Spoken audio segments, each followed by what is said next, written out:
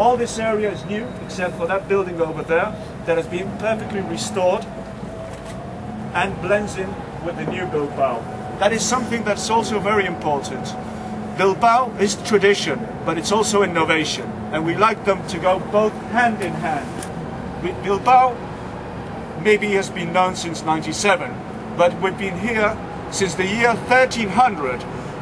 Bilbao is a chartered town, a villa, established precisely because of commerce. So that is the philosophy that we still keep alive nowadays, 712 years after. This town is for commercing, it's for business, it's for bringing money, it's for creating money. And that is why everything we do in this city is to actually produce revenue. So if we spend a lot of money on the Guggenheim, it's because for every euro we're spending, we're going to get it back. And not only intangibles, like in the sense of customers, but publicity. How many people have heard of Bilbao before the Guggenheim? Not many. Now it's a household name over the world. No advertising campaign could do that for your city. Obviously, the formula for Bilbao works in Bilbao, has worked in Bilbao.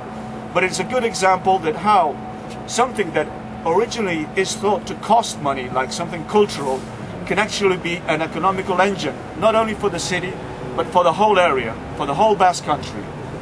And this was really a brave move by our politicians. Even though I'm not a political person, I must say, this time they had done something really good and really well. And in that sense, it had many side effects. For instance, pride in Bilbao is recovered by the citizens of Bilbao. Small side effects. The Museum of Fine Arts of Bilbao, one of the best collections in Spain, outside of El Prado. You can follow history from Romanesque to 21st century art. Before, it used to be free, not many visitors.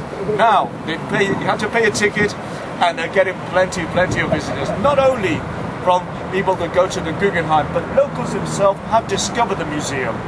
Because since children, they're coming to the Guggenheim, they're coming to the fine arts, and they start to appreciate what they have at home. You don't have to go to Madrid to see a Goya or Velázquez. You have them here in Bilbao. And for anybody wanting to know about history of art, it's an excellent museum. In fact, the renovation of the museum, as you can see, it's two buildings, was completed by the actual director of the Museo El Prado of Madrid. He was working here in Bilbao as director, and due to his fine work over here renewing the Fine Arts Museum, he was hired by Museo El Prado in Madrid to complete the renovation of the city. So now we're moving slowly into the 20th century Bilbao. You can see the area is more classical, but if you look behind you, you can see the Tower Pelli, and it blends in also with the rest of the city.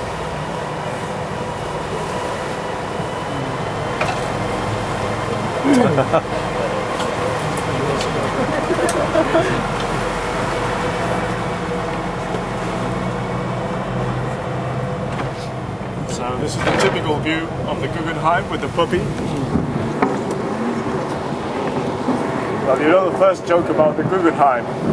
This guy drives into Bilbao and sees a puppy standing there in front of the Guggenheim, and he tells his friend from Bilbao, "Wow man, you've got a big dog guarding the city." He says, "Yeah, do you like the kennel we built for it?" That's the spirit of people from Bilbao. That pride, that boisterous kind of feeling. And that was lost in the 80s because we had this big industrial crisis that all our industry disappeared. All the shipyards, steelworks went into decline. It was a big economical crisis. So basically, something had to be done. And that is the origin, really, of the Guggenheim Bilbao Museum. So really it comes from a necessity to renew, to reinvent, and basically to make it a livable city again, which it wasn't in the 80s. It's terrible. I myself would not come if not for necessity to Bilbao. Grey, dark, all the buildings were covered in smog. This building precisely is one of the nicest buildings in Bilbao from the turn of the century to the 20th century, like all this area. All this area where we are now was developed at the beginning of the 20th century. All this was made actually with the money that precisely the coal and the iron that we found on the estuary of Bilbao next to the port was actually allowed us to be one of the first areas industrialized in Spain, together with the area of Catalonia, the area of Barcelona and so on.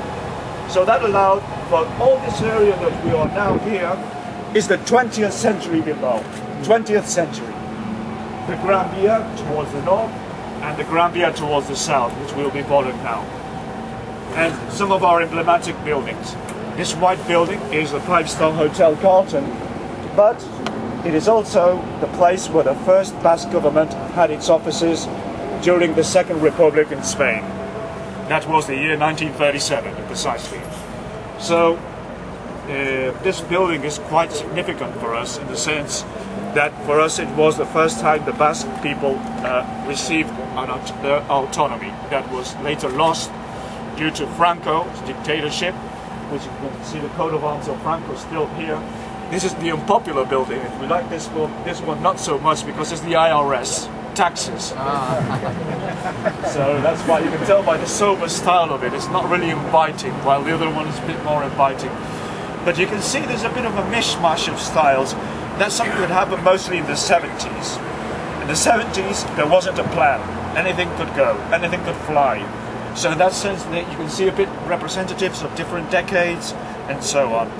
But really, the buildings mostly would be like the one on the corner and the one on the Carlton. Those are probably the oldest, with the one with the scaffolding, which fortunately, this does not depend on the council.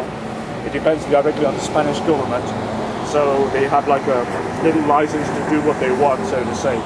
But eventually they've realized that this is probably the most emblematic square. This is the heart of Bilbao, that they couldn't have the building looking like that. And it's beautiful because every set of windows is different, with different kinds of colored stone, so it's quite nice. Something also Bilbao's improving with, pedestrian areas. This area we have here is the shopping area of Indauchu. Here, all this used to be roads, because you can see this is like an elliptic square, that's the name, popular name, and it's all the roads come here. This is the why it's the center. So this part here would have been a road a couple of years ago. All the improvements that I'm telling you about are from 15 years back, since the Guggenheim. The things that I'm seeing personally as my experience working here has continued. So that's why we have, for instance, a statue of José Antonio Aguirre, the first Basque president, right next to where he had his offices. And as I said, another part of making Bilbao more comfortable for its dwellers and also for tourists, pedestrian areas, which improves shopping conditions. People, if they walk, they can shop. If they're in a car or in a bus, no shopping. That's very important.